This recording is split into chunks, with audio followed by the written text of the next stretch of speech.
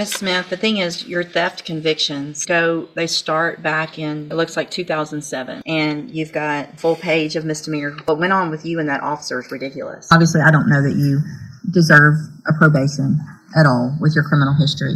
It's time for you to have some responsibility and some consequences for continuing to commit felony offenses. Today we've got not one but two courtroom train wrecks, different cases, same theme, grown adults acting like entitled brats who somehow still think rules don't apply to them. It's the kind of arrogance where you watch and think, wow, did nobody teach you actions have consequences? Both of them are about to learn the hard way that you don't get unlimited do-overs in real life. At some point, society says enough is enough, and you've got to take responsibility. These are not clueless teenagers. We're talking full-grown adults who should absolutely know better. And what makes it wild is watching how they still try to spin things like they're the victim. So here's the real question. At what point do excuses stop and accountability begins? Let's go ahead and dive in. Okay, you're Gabriel Smith, and this is 25 DCCR 0979. There was originally a plea for a cap of 5 years that I rejected. There was a new plea entered of a cap of 8 years, and we reset it for sentencing just for you guys to get anything together that you needed. I did not order an updated report or anything just because she's been in custody. And so is everyone ready to go forward with sentencing? That's right. I think it's an 8-year cap. What did I say? 8 years. Oh, 8-year cap. Yes, I'm sorry. And so, Mr. Kimler, you may proceed. Your Honor, the court previously refused a 5-year cap, so I was saying the court's probably inclined to give her somewhere between 6 and 8 years on this. I think Ms. Smith recognizes the error of what she did. She's attempting to try to remediate that in her own thinking. I understand she is going to have to do some time on this, but I think that she regrets what happened, and hopefully not engaged in the type of conduct that caused us to occur. It was a theft case that went awry when the officer was attempting to stop her. She didn't really approach the officer and initiate some sort of contact with him. It was an unfortunate incident where, and I'm not contesting her culpability or her guilt, but where the officer reached into the vehicle and the vehicle moved forward, injuring the officer.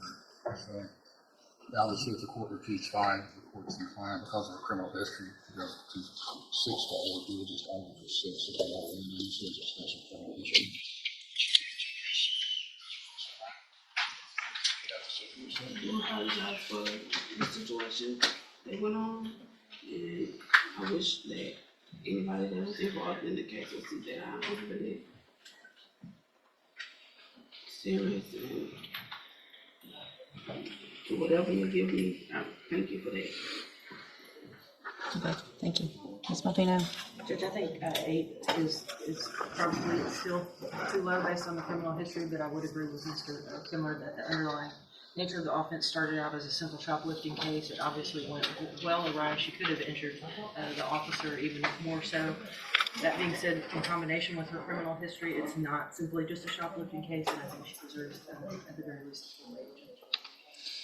So, Ms. Smith, the thing is, your theft convictions they start back in, it looks like 2007, and you've got a full page of misdemeanor, well, page and a half of misdemeanor thefts on this pre-sentence report, where you were put in the parish jail, and then you proceeded to keep doing it, so they started adding up to felonies. You had probations that were revoked on 4 different theft cases that were misdemeanors that ended up as felonies, that ended up with you going to prison. 5 years it looks like you got 5 years in 2016, 3 years in 2017, and then another year in 2018 in prison for the same thing, shoplifting. And this one, you're shoplifting and you end up climbing in your car, and I mean, just what went on with you and that officer is ridiculous, because you're trying to steal again, and now you end up hurting an officer in the process of them trying to stop you from stealing again.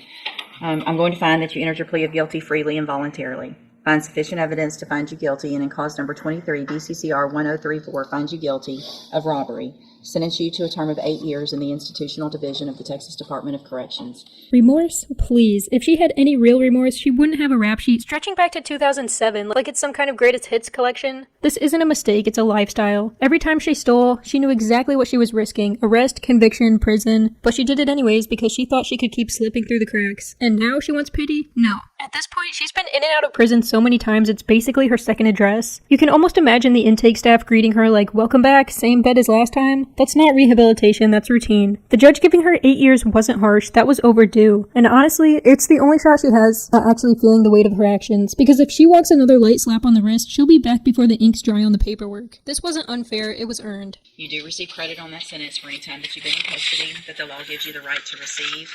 I am going to hand you the trial court certification that shows this was an agreement I followed, so you waived your right to appeal. I've also handed you a written admonishment regarding your ineligibility to possess a firearm or ammunition. Because of the judgment entered against you, you're ineligible under Texas law to possess a firearm or ammunition. Possession of a firearm or ammunition could lead to charges against you. Be sure to read that written admonishment I provided you to see what devices qualify as a firearm. If you have questions about it or how long it lasts, you can talk with Mr. Kimmler. I did. You went on the robbery and we actually entered the plea on the assault. Sorry. 25 DCCR 0979 finds you guilty of assault. So I will withdraw the finding of guilt on robbery, find you guilty of assault on a peace officer. And all of the rest applies as far as the sentence and the cause number, again, 25 DCCR 0979, correct?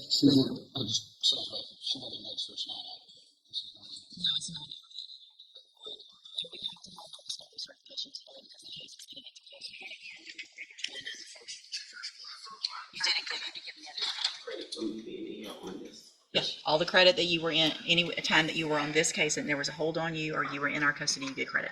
Okay? Thank you. Good luck to you. See what y'all want. All right, ma'am, you're Crystal Fogan. And Ms. Fogan, when you were here yesterday for sentencing, and cause number 25 DCCR 0026, just so the record's clear, I rejected that agreement based on your criminal history. The fact that it was a deferred probation, I feel like with your criminal history, it is at this point, if you're going to accept responsibility, time for a conviction. You were going to be able to leave yesterday. There was an incident in the courtroom. Based on all of that, I raised your bond. Mr. Lewis asked that we bring you out today. Mr. Lewis, what is... Yesterday afternoon, I went and spoke with Ms. Bogan about everything going on with the case. One, she did apologize to me, and she said, of course, when she had the opportunity, she wanted to apologize to you, the court, for her actions yesterday. I did explain to her as far as where we were as the case, the rejection was there on the deferred. You did kind of at that point, it would have to be a straight probation with the restitution if she was to be on any type of probation. She told me she was more than willing to accept that. She understands how it may affect her with her job, but if she wanted to still, if that opportunity was there, she wanted to definitely take it. Mr. Hoffpower? Judge, in light of all that the court's already mentioned and cited, we're going to leave it to the court, but we would not be inclined to put her on probation after the way she acted and due to her criminal history. So we would, if the court wants to allow her to do straight, that's fine. I understand. Yeah, well, that's what your argument was yesterday. It was. To continue, for me to go forward. So, I mean, True. the most important thing to me, obviously, I don't know that you deserve a probation at all with your criminal history. But as I said yesterday and today, it is time for you to have some responsibility and some consequences for continuing to commit felony offenses. You know, it's great that you can finish a deferred probation, but at some point you got to quit getting felony offenses and quit violating the law. And so I don't think that's fair at all.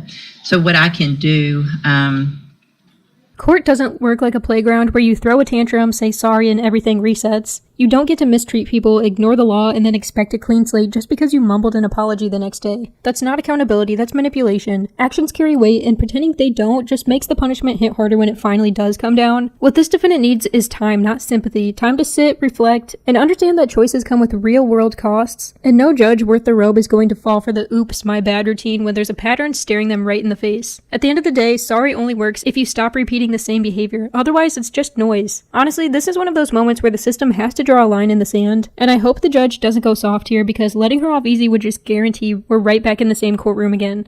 I have the paperwork. still from yesterday. And if you guys would want to agree to a convicted probation, I can make that modification on this punishment recommendation. And then I can kind of reinstate everything up to the plea and all of that, so we don't have to go through all of that. So I'll reinstate everything we've done prior to today, make that modification on the paperwork, and go forward with sentencing. Is that everyone's agreement? That's fine with us. The modification will be a 2/5. It will be a 5-year probation. It will be a convicted 2/5. I am going to, I'm not inclined to order a fine because I want that restitution paid. So I'm going to mark through that. So with everyone's permission, I'll make that change. And that's what everyone's agreement is. Is that correct? And I want to make sure you understand that this is now your agreement. And so if I follow an agreement to give you 2 years in the state jail, but probate it for 5 years, order that restitution, you can't change your mind later. This is your agreement. Is that correct? Okay. All right. Then what I'm going to do, let's see, restitution. And the restitution will be that $10,000. And that's everyone's agreement as well, correct? Is correct. All right, then at this time, Ms. Vogan, I'm going to find that you previously entered your plea of guilty freely and voluntarily. Find sufficient evidence to find you guilty, and at this time find you guilty of the state jail felony offense of theft of property.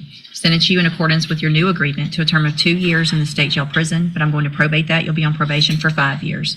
You're ordered to pay the $10,000 fine, restitution, and to follow all of the rules and conditions of probation. If you do this, this is still a good opportunity because you will be able to serve that 2-year sentence while you're out on probation instead of in the state jail prison. The other side of that, though, is if you violate any condition of probation at all, you will be brought back into court and you will be facing that 2-year sentence that I just gave you. Do you understand? And I'm going to hand you the trial court certification that shows this was an agreement that I followed, and so you've waived your right to appeal. I'm also going to hand you a written admonishment regarding your ineligibility to possess a firearm or ammunition. Because of the judgment entered against you, you're ineligible under Texas law to possess a firearm or ammunition. Possession of a firearm or ammunition could lead to charges against you. Firearm is a legal term, and you should read the written admonishment I provide you to see what devices qualify as a firearm. If you have questions about the laws that make you ineligible to possess a firearm or ammunition, or about how long that lasts, you can talk with Mr. Lewis. Good luck to you, ma'am. Do you need my PSI? I printed it out. Okay, you've got everything. I'm sorry, I just printed my PSI, but y'all can throw that away. Orders, but I have them. You have them? Okay. Judge, if it's okay, the court is going to be able to apologize. Yes, ma'am. I'm very sorry. I was going through a lot, which I understand, and I do apologize for my actions and behavior. I appreciate that. Make sure that while you're on probation, that you don't let those emotions also get in the way of you being cordial and doing what you're supposed to on this probation as well as the other one that you're on, because that just in itself could get you right back in here. Even if you disagree with whatever they're ordering, if you disagree, you disagree. But you have to do everything they said. You have to be cordial.